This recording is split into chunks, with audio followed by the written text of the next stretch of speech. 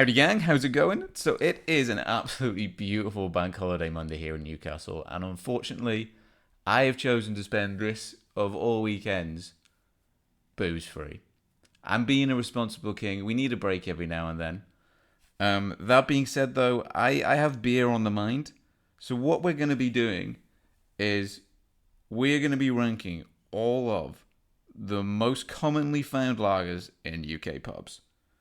Um, if you are an uncultured swine like me and have an aversion to taste, then you don't really want your beer to taste that much like beer. So your stouts, your porters, your IPAs, your double dipper watermelon smoothie whatevers.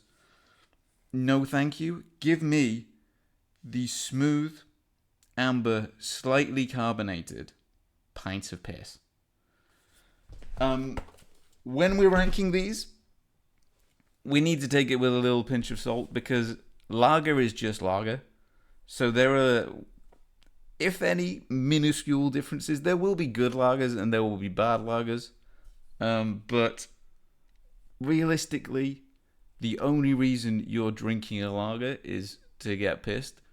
I'm not saying they are refreshing and they are tasty, but I'm just drinking them for ease, so I can put back about 6 billion in one go quite quickly and quite well. Anything heavier, you can't really session on. So when we are ranking these, it's mainly going to be how nice the glass is.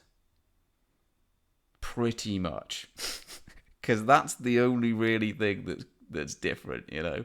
If you put these lagers in front of me and asked me to blind rank them, I would have no idea really what was good and what was bad. If they were all poured correctly, that is. That's another thing that we need to take into account. So the house rules, I wanted to put a few sort of rogue ones in. There are ones that are not as commonly found, but for the purposes of the video, I'm saying ones that I've seen in pubs more than once. And these are ones in the UK. So there's no Efes, there's no cold frozen glass of mythos on a Greek beach. There's no sort of crafty lagers. I mean, you should absolutely support your independent brewers and your independent pubs. The pub scene and the beer scene is dying. A lot of these will either be owned by Heineken or Bud or what's the other one? Heineken, Bud, and I don't know, the other big whatever. I know Sapporo own a lot of Japanese beer, so maybe do they own Asahi as well? Anywho, again on the ranking system, it's all going to be personal preference, but that's not to say it's wrong. It will be fact. If you have a differing opinion to this, you are wrong, and you need to change it. Without further ado, though, we're doing this all in one take. So we're just going to get straight into it. And we're going to go first off with we'll start strong with a Cruz Campo. Now, they used to do little cans of Cruz Campo at Time Bar, and it was quite it was a different thing. It was a bit of a commodity, if that's the right word. And I was like, this is fresh, this is cool. And I started seeing it in a pint form, and I was like, yeah, cool. It's a really nice pint. It's absolutely everywhere. And what I will say about it, though, is the glass not conducive to good beer drinking practices. So it's a good pint. It's a good pint, and if it's there, I will get it. But if there is another option with a glass either straight or handled or a little bit less, how do you say, easy to knock over, I want to feel comfortable after about 7 or 8 beers. I assure you I will knock a glass over, but I want it to be my fault, not the glass's fault. Okay? I can live with that. So that being said, I'm actually going to put Cruz Campo in C tier. Again, the actual beer, good, but I'm seeing it everywhere now, and I'm bored of it, right? And I mean, there will be some exceptions to the rule. I don't mind the chalice glass. Just realised I've put Kronenberg 1664 twice, so we'll only rank that once. But yeah, I do not mind a chalice, but there's something about this Cruzcampo glass that makes it feel a bit more like a soup bowl and less like I'm drinking a beer. And I hate soup. So we'll go with one of the straight ones next. We'll go for something. We'll go for something standard. We'll go for an Amstel. Amstel, nice glass. You can grasp it pretty well. That being said, though, I think Amstel is sort of masquerading a little bit, sort of a fraud, where you see it and you're like, oh, that's like sort of foreign and like a bit different sounding. It's an Amstel. What it is though is base level. Really, really sort of like I'd say it's actually one of the worst pints there. I really do not like an Amstel. Again, with all of these, when I say I do not like them, I would drink all of them. This isn't. I wouldn't be picky. Again, as I was saying before, I'm not saying that Amstel is undrinkable. There's only really one here that I would say would be I would refuse to have that. And again, I wouldn't refuse to have that because if I'm at a bar and there's beer in front of me, I want that beer. You know, if it say there was, a lineup and all the other casks were off because people had drunk them and nobody drunk the Amstel because, it's horrible. And that was all that's left. I wouldn't be like, you know what? No, I'll get something else. I'd still get a beer, and for that purposes, Amstel would fit the bill nicely. Saying that though, it's going in D. I do not like Amstel at all. And again, this might be personal preferences, and it comes also down to the type of establishments that serve these beers, because whatever sort of preconceived notions you might have, some beers are associated with sort of less quality establishments, and I mean that in terms of I've been to some like sort of rundown boozers that are cracking. Absolutely love. I'm not a snob at all. I drink lager, you know. That being said, though, I would say, majoritively speaking, your less sort of less refined establishments will maybe take more liberties with sort of like line cleaning and sort of like the quality of the beer. So I think that might be why some of the more cheaper lagers get a bad rep. If you can get some really, really nice pints of them done right. And I think, again, it is more just like we sort of stereotype the sort of premium lagers to be, because they're served in more premium establishments. And that might be right in some cases, but I've had some banging pipes. I've had some banging pipes in some absolute shitholes, and I've had some absolute shit pints in some more, fancy whatevers. Speaking of, we'll go Carling. We'll keep it. Where did I put Carling? Here now.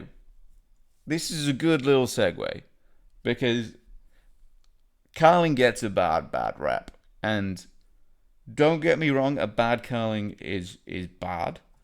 And I know we're trying to keep it on pints, but there is nothing more foul than a warm pint of Carling. But I've had some lovely Carlings in my life.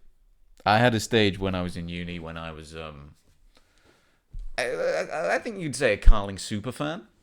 I remember the day the Carling Instagram account replied to my post of a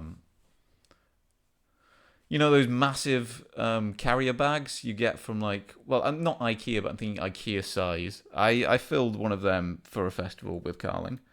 Um, Posted it and tagged the Carling account, and they must have just done some like thumbs up emoji or like some congratulations emoji. Obviously impressed, as you should be. And yeah, I think right, a nice cold Carling at a sort of quintessential British beer garden. It looks good. It looks right. It looks like it belongs there. Um, there's something about I like what they've done with the glass. I did like the old glasses. They were saucy as hell, but I think these are actually like quite nice and smooth and streamlined. If you look, got a perfect place to put your hand. Perfect for grasping. On the graspability meter, which I have just made up, it's probably around a 10. That's about as good as it gets. So I'm actually putting Carling in A. Like, again, you can write if you want a comment and be like, "What the hell are you doing?" If it's sunny where you are right now, walk outside, find a pub with a Carling, go sit in the beer garden. Hopefully, it's been poured right. Hopefully, it's not been mistreated, because then it will be foul. But if it's done right, argue with me anything more refreshing than that. Okay, we'll get one of the big guns out of the way, right? I'm going Star Apartment here, um, and this is kind of a little iffy ranking, because what I'm ranking Star Apartment is this glass here. I'm not ranking the chalice, which they brought it out, but I've been seeing these ones more and more, which I am massively happy about. There is something sort of primevally masculine about grasping a pint of cold lager by a handle. And if you are, say, lacking a bit in the masculinity department like me, and wanna amp up your sort of standing and stature, yeah, it feels good. It feels good, and it's also a really solid, beautiful pint. I will always go for Star Apartment when it's in there. And also a little tidbit, little note. When I'm saying lagers here, I am including pilsners, and I don't think there's any hells in here, but I don't know the difference in them. Like, hells taste a little bit more, or hellers, however you pronounce it, a little bit more beery, and for that, I tend to stay away from them. Pilsners, though, could drink them all day. Star Apartment, absolutely stunning pint. It's going in S. Yep. Shall we find? There's only really 3 crap ones. We'll do another crap one, and oh no, there's 4. There's 4. Where is Foster's? Hello, my old friend. I am a Foster's hater. Not so much a Foster's pint hater, because I've gone most of my life steering clear of Foster's, because I've drunk Foster's from a can, and that has totally skewed my opinion on the capabilities of it as a pint. I know people who swear by a pint of Foster's, but I think Foster's is like bottom of the barrel stuff. Again, I'd drink it, but I cannot remember the last time I had a pint of Foster's. And I don't really want to be honest. Each time, I think I've like retreated back from the bar and been like, they only have Foster's. And this is the good thing about being a lager drinker, is you should always have at least 2 or 3 choices, I am a little aggrieved at the sort of lack of choice and variety. I love if I walk into a bar and see a lager that I've never seen before. There's a place called Tilly's. They have Kruzovich, and then the Mean-Eyed Cat has Iyengar. Like if I see something like with a different name, and I'm like, oh yeah, I get to try something different, and then I drink it, and I'm like, yeah, that's just a lager that tastes like the rest of them, but it's got a different name. So it makes me feel it's the capitalistic illusion of choice.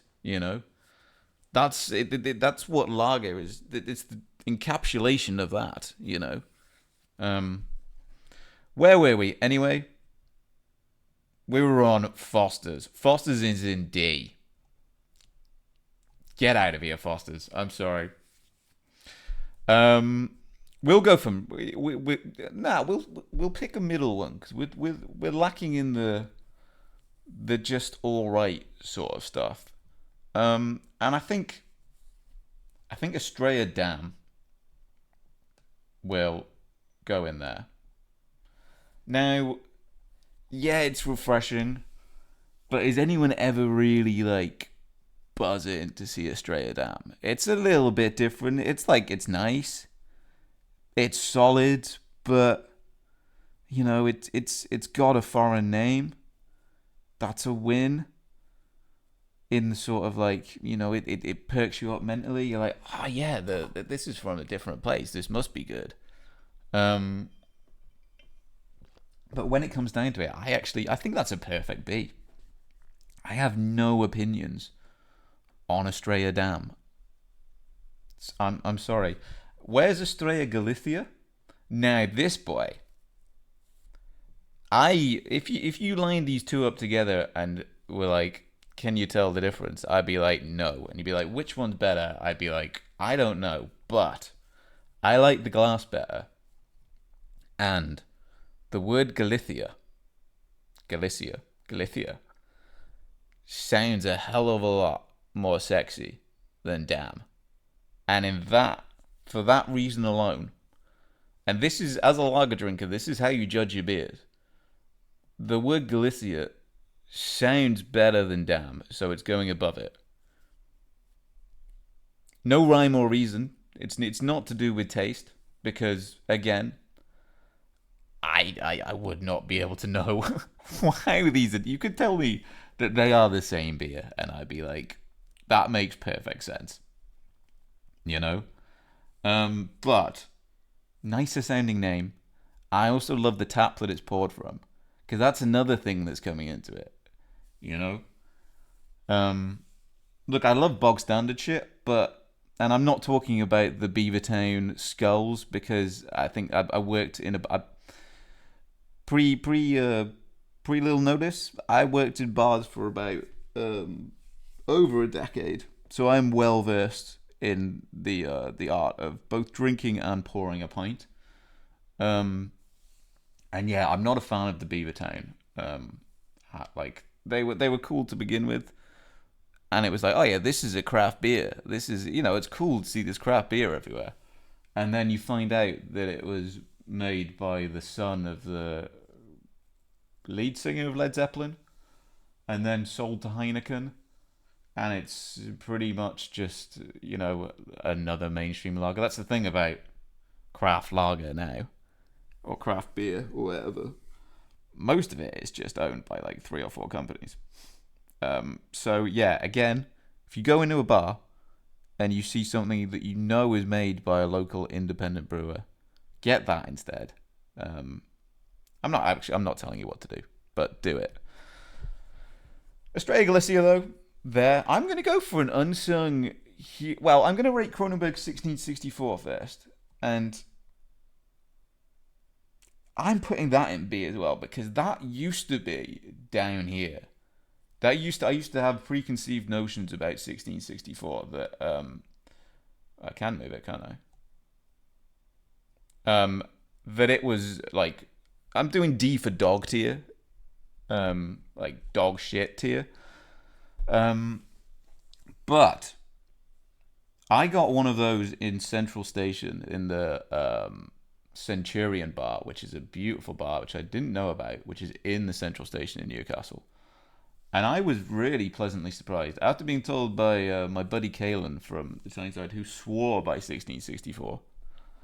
Um, and this is another thing: you get the word of mouth. You get people being like, "No, bro, give it a try," and that's it. I mean, I think I had a notion that 1664, because you see it in all of your boozers. Well, all of your sort of shit boozers, really. You'll probably have a 1664 or something on draft. Um, and I was like, yeah, that has to be terrible. But then I tried it, and I'm like, you know what? Pleasantly surprised. Now, I put it twice, but I'm going 1664 Blanc, and that's actually going in A. Because I've only had it, I think, once or twice, but I had it after in Sheffield in a little bar, a little, you get these sort of like public toilet bars now, like downstairs, like they've renovated old public toilets into these small sort of like cool speakeasy bars, and I had a pint of that there, and that was quite delicious, to be honest. Again, the glass is. I like the sort of bespeckled feel to it. I mean, the chalice, it's not quite the Cruz Campo one. It's a bit big, but that being said, it feels a bit more sturdy, a bit more secure in my hand. A bit more like it doesn't really want to leave my hand. So, yeah, 1664, great pint, actually. Good pint. So that's going there as well. Now, my old friend Corona. I love crushing like a crate of Ronies like any other guy does.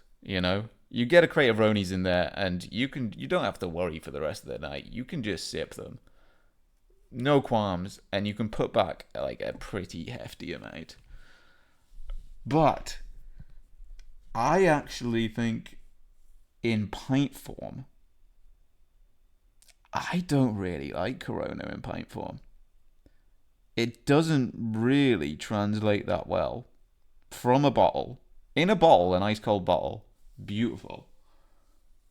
But especially with the little lime on the side, it's like, dude, it's a lager. You're trying to fucking. I swore. Didn't mean. I was trying to get through the whole video without swearing. It's fine. It's just how strongly I feel about having fruit in a beer.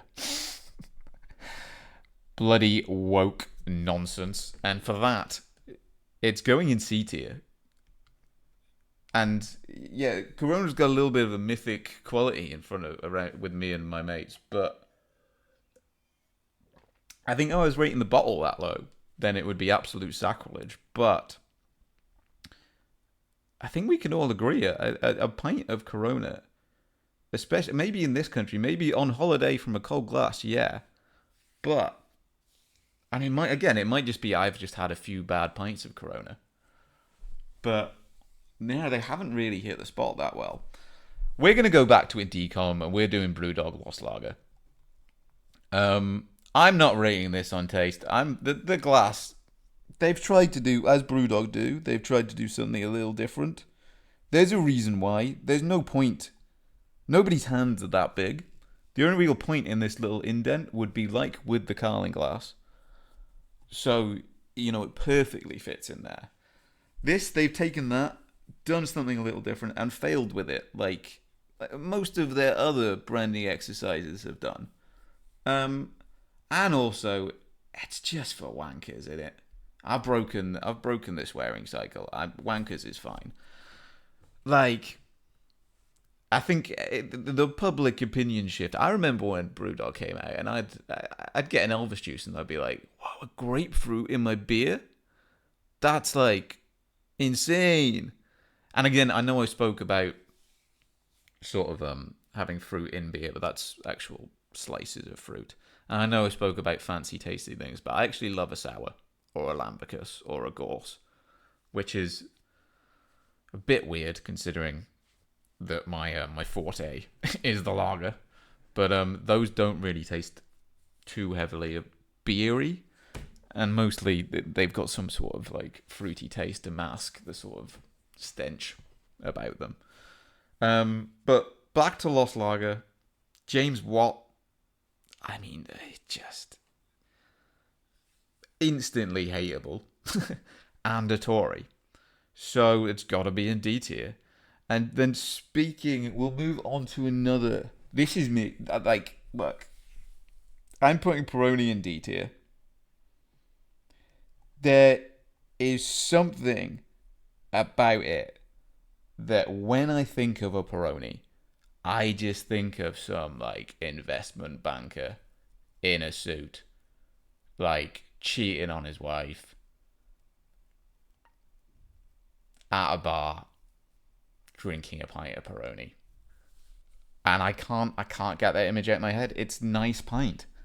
It's a sound nice pint, but I think it might have been because it was when the sort of we started getting more sort of foreign lagers coming in, and that's foreign spelled Forin. Um, it was the more expensive one, and it was sort of like, yeah, I just can't get that image of it out of my head, and that's just my preconceived notions. It's a Tory beer. It doesn't strike up a fire in your belly, so it's going in D. I'm sorry. I'm just looking at these now. I'm gonna get Grolsch and Beck's out the way because I don't have anything to say about them. Actually, I do. Beck's is terrible. Beck's is terrible. Grolsch is a bit better. Grolsch is that one. Look, both are your quintessential lagers. They've got nothing about them, but I think Beck's is pretty minging, to be fair, actually.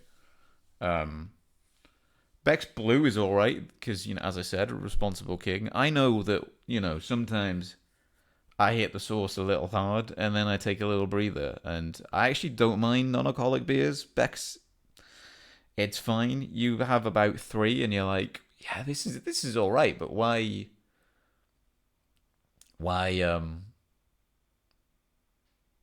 where's the fun? you know, I went to a party. I had a month off last. I might do the same this summer, actually, at the end of this summer. Although I've pretty much had about 2 or 3 weeks off at the minute. From like, not. I haven't drunk anything this weekend, but the last couple of weeks, I haven't binge drunk horrendously till about 3 a.m. And I don't mean horrendously in it's fine. I just mean getting sort of stinky. And yeah, like just being like, right, I'm gonna like drink a lot. I've had a few, and been keeping myself active, keeping the tolerance up.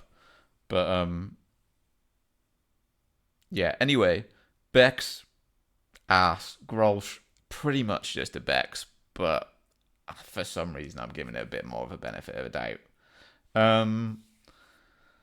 We'll go back up to the top. We'll go back at the top, and look, Moretti. If Moretti is the one, like, if I walk into a bar, no matter what else is on draft, I'm ordering a Moretti. Unless it's something a bit different, and, I'm wanting to sort of expand my horizons a bit. But what more can you say about a Moretti? Everybody likes a Moretti. It's class.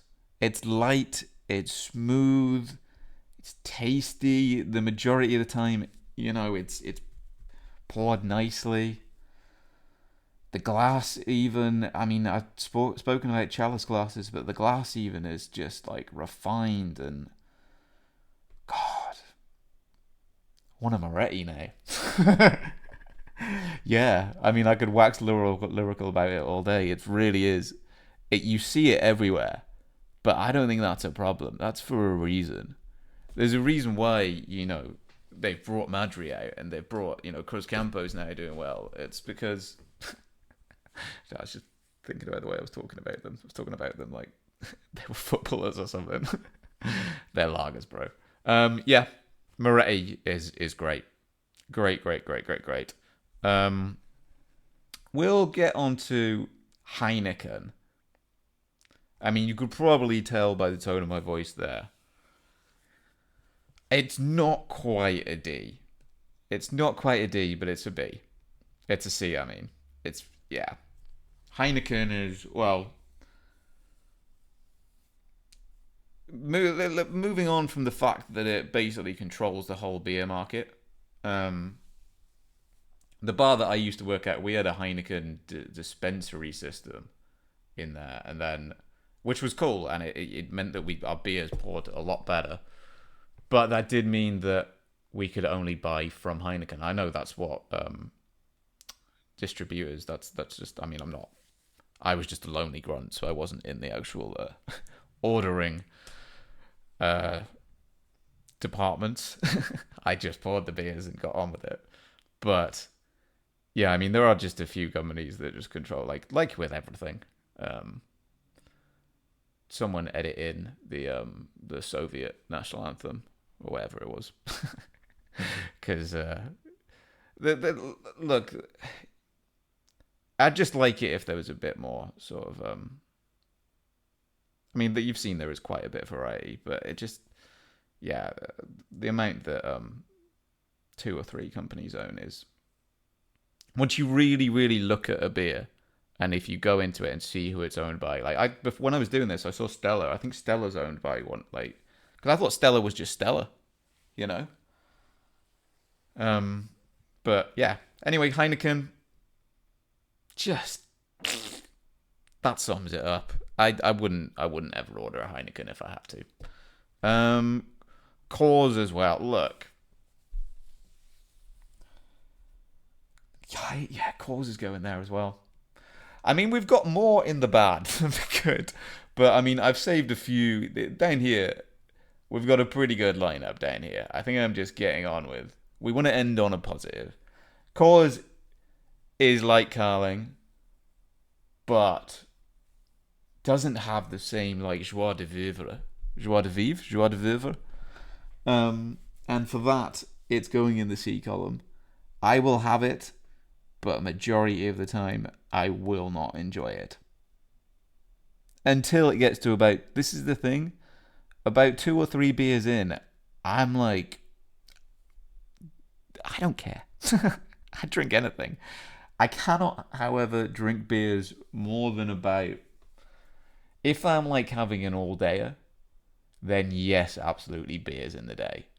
Like, beautiful, majestic, but you will have a terrible, terrible, terrible time if you say past about, if you've started drinking at say like 12 or 1, which any respectable person on an all dayer, before 12, no, that's, unless in select circumstances, before 12 it just doesn't, it doesn't hit right. The minute it hits midday, then yes, absolutely.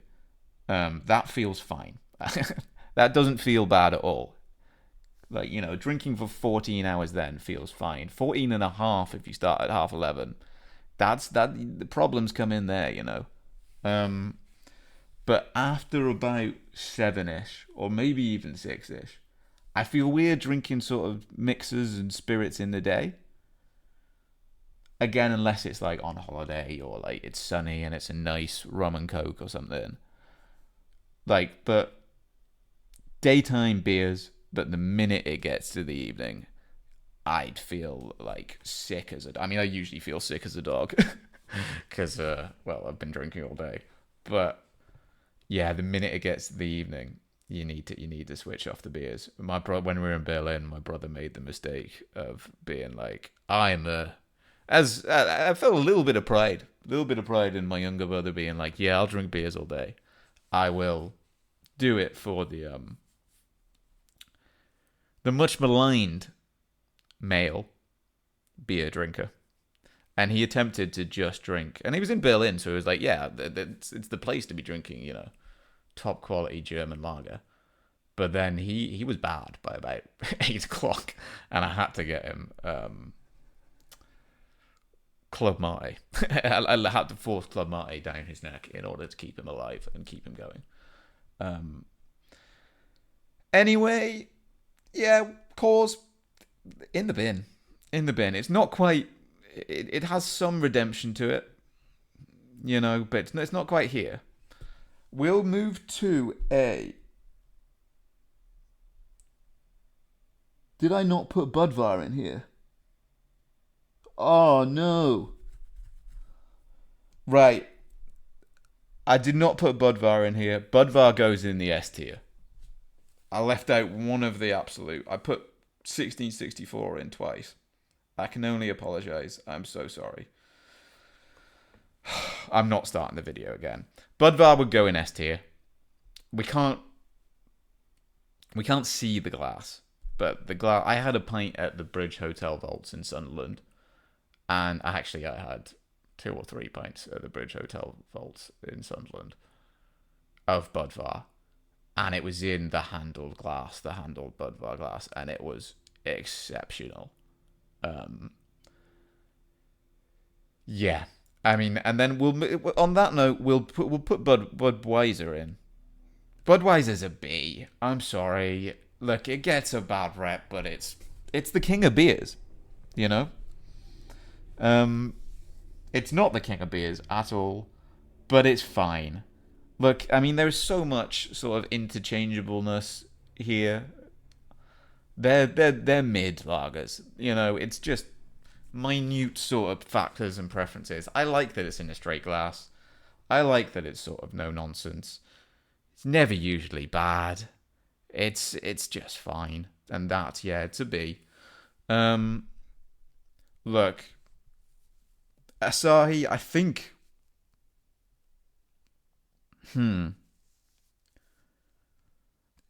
Maybe it's just recency biased. Maybe it's just because I don't see it that often. But I get excited when I see Asahi on draft. There's a few places which have it in Newcastle. It's usually quite expensive, but actually, most pints now in Newcastle are. I remember I used to be able to get a Carling at the Hancock for £2. And now I struggle to spend less than £4 in anywhere. And Newcastle is supposed to be like one of the cheapest places for a pint in the UK, but just everything is now pretty much over a fiver. I'm happy to see a pint under £6, to be honest. Yeah, sad.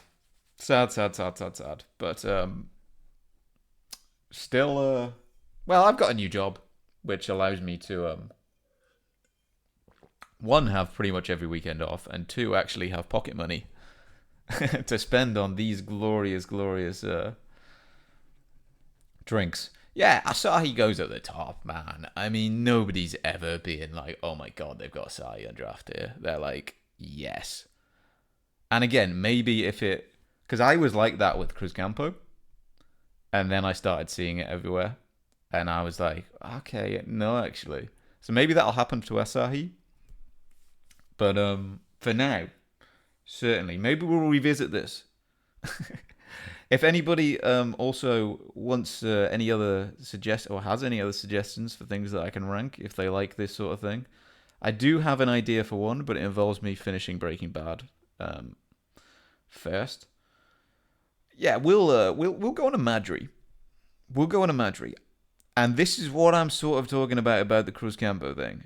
And also, Madrid sort of got found out where it's got a little Spanish guy on. So when it first came in, I was like, where the hell has this little guy come from? He's different. He's foreign. He must be good. He must be in the Moretti category. So I was getting Madrid all the time. I was like, damn, this Spanish Madrid is like pretty tasty. And then I found out about it. And I thought about it.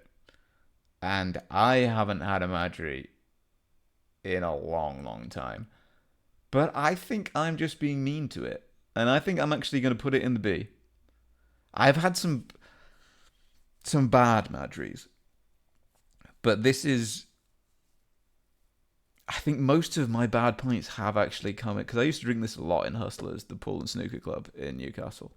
which is the best place in the world, and that's not just including pubs or, you know, out of anywhere in the whole world, the Hustler, but nobody calls it the Hustler. Hustlers.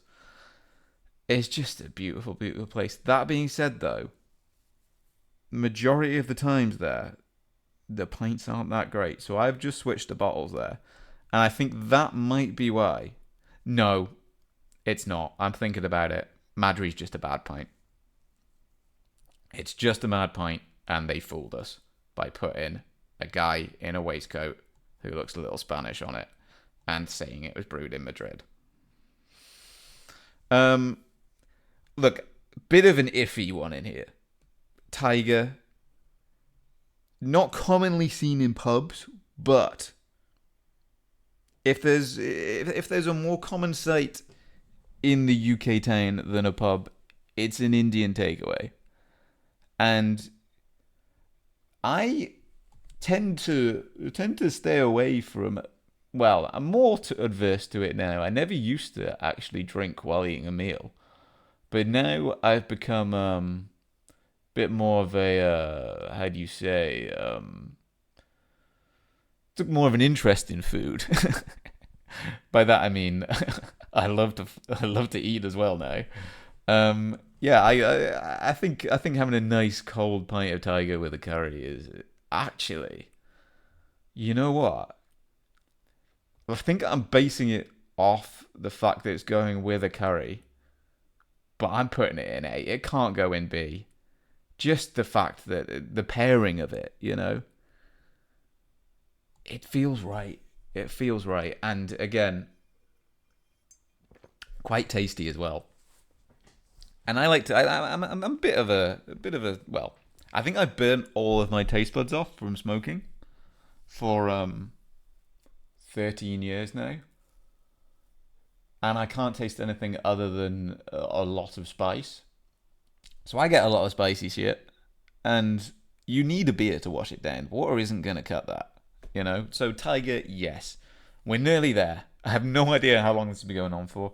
Now, Moretti Salda, whatever it is, the salty one. Look, right? Moretti by itself, glorious. And I understand you're trying to. They've been like, let's capitalize on this. Let's put another one in there.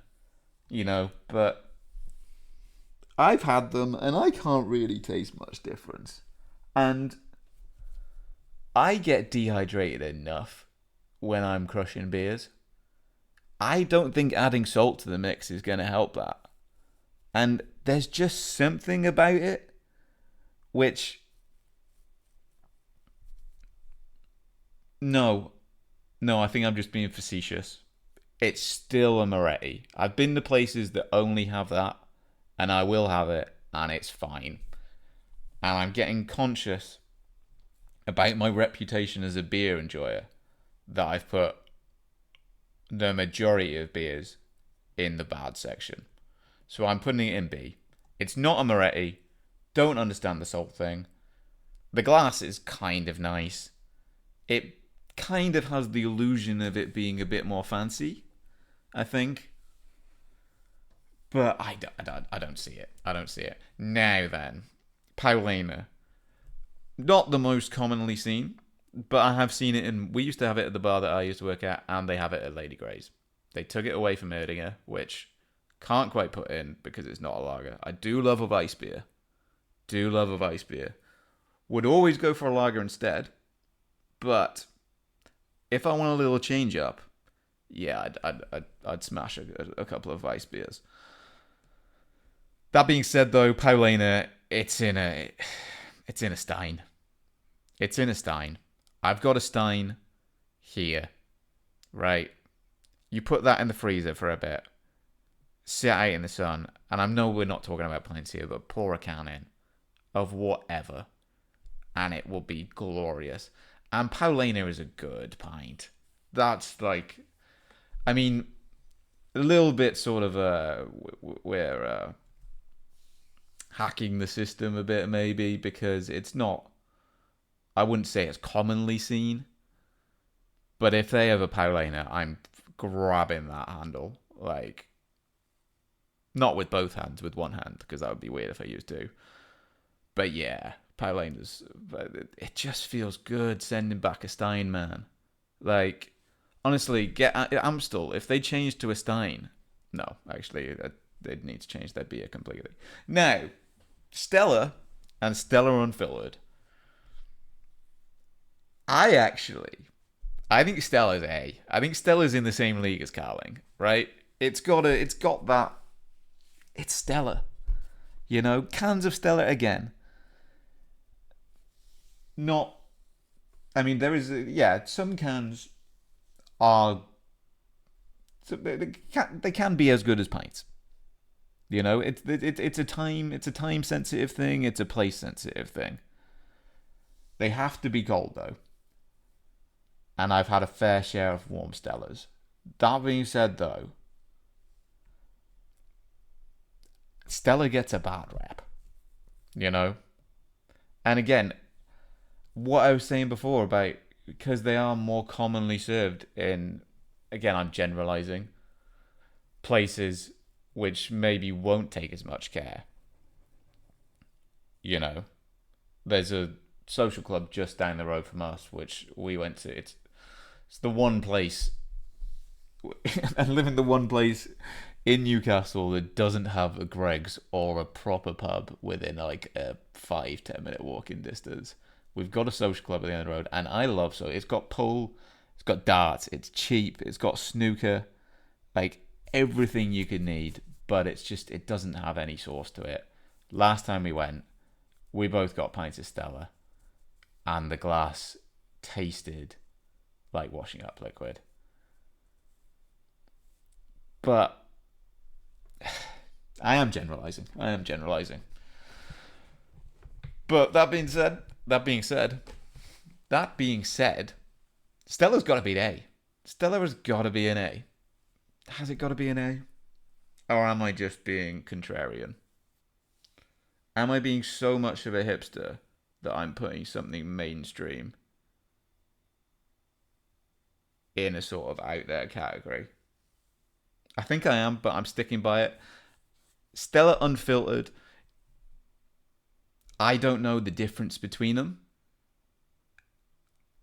Again, it's sort of the Moretti and the Moretti Salle de Mer. I think that's what it's called. Thing I probably should have checked beforehand. I don't like the feel of the glass though. That sort of not smooth thing. I get it. It's different. It's certainly separate to all of these. I want my glass to be clean and like properly. You can still see through it, but I mean, look at the glorious amber tones in all of these. I want to see that full on. I don't want anything hiding that. I want to know exactly what I'm putting in my body.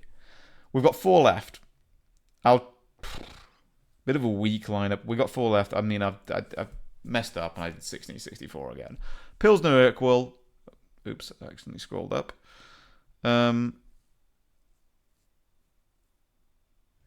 Pilsner Urquell. It's not quite Staropramen.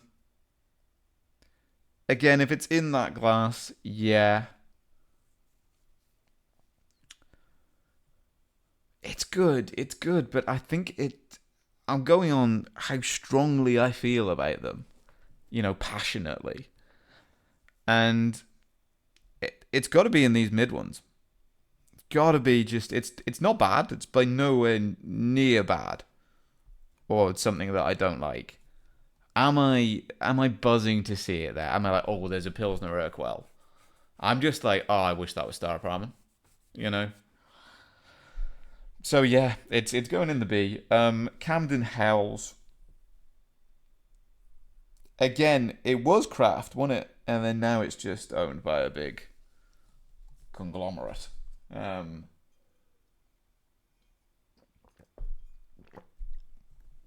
I like the glasses though. I do like the glasses. It's between C and D. Honestly, I think it's actually D. I always avoid it. I don't like the beer taps. I do not like the branding on the beer taps. I cannot say why. Terrible, terrible focus group member I'd be. I just don't like it. Yeah. No, I don't. Yeah. Look, I put tenants on there because tenants. Sorry. Um. Well, just because it's not English and for variety, to be honest. Um. I think it's a good point. I think it's sound. I think there is something. I'm not a Guinness drinker. Not a Guinness drinker at all. I do not understand the hype about it. I understand that it is beautiful, a rightly poured Guinness. I look at Guinness and I'm like, God, that looks stunning. Um, there is an art to it, but that being said, as I said before, there's too much taste to it. I want something that, and we're getting towards the end here, so we'll sort of wrap up a bit. I want something that is nice enough tasting, has a little bit to it. But what I'm mainly going for is it's refreshing and it's easy and it's light and you can put a fair few back. For those purposes, I'm not a Guinness guy, and I just it's calmed down a bit now, but last year when everybody was like splitting the G and it was more, I remember being at a pub and watching these uni students drinking beer, and it was a performative act, drinking Guinness, sorry. It was. They were, and again, there's solidarity there. It's a group thing. It's lovely, It's bonding. It's male bonding in a way that isn't massively toxic, which we need. But it's lame. I'm sorry. Like splitting the G and the Guinness fanaticism gone too far. Get it back to being an unsung hero. You either die a hero or you live long enough to see yourself become the villain. What I was talking about though, tenants in Scotland though, tenants. Apologies to any Scottish people. Yeah, it feels right. If you walk into a pub in Scotland, say a little Lockside establishment, and you see there's a tenants there, you should get it. You should get it, and you should shit. You shouldn't shit by that lock. You should sit by that lock, sip it, and just feel happy that you're not in England. So it's going on now. I've waxed lyrical about it a bit. It's going in the A. Carlsberg. I wish we were ending on a strong one. Carlsberg's got to be in the B tier. Got to be. I don't hate it. Trying to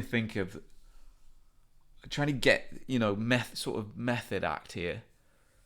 I'm in a pub, sat there, maybe the footy's on, got a pint of Carlsberg in my hand.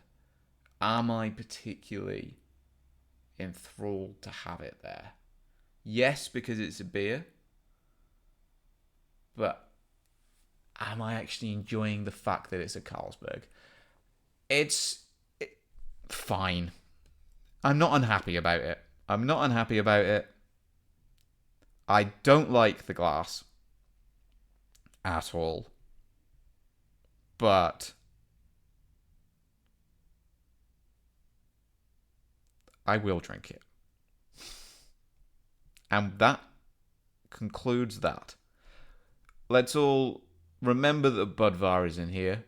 I apologize. I mean, they don't need that much promotion. They're, not like I've left out some some independent thing that needs the exposure. But Budvar is a great pint. I think I'm happy with that. I'm happy with these down here. They were before I even made this, I had ideas about what would be down there. Yeah, I actually am happy here as well. I think I've made a good tier list here. I think I've made a correct tier list as well. You know, um, if you beg to differ, write me either in the comments or actually don't track me down. Please don't. Just leave a comment. But yeah, I hope everybody enjoyed something a little bit different there. We'll be back on the GeoGuessr, but I'm not playing that well at the minute. That took a lot longer than I expected. I don't know if anybody is ever going to watch what, like an hour long? Was it an hour? I don't know. Hour long video of me talking quite well waffly about lagers. But yeah, I hope. Well, if you are the type to enjoy a lager, go out and enjoy one. But also, do drink responsibly. I'm not telling anybody, and I'm not saying like there was obviously disclaimer: beers aren't amazing. You can talk about them like this in a way where yes, they are beautiful, but obviously in moderation. I can't get demonetized because I don't make any money from this, but I don't want to sort of promote. I'm very watchful and about. I don't know where I'm going. Drink responsibly. That's the ethos that you should take from this. But also, beers are great.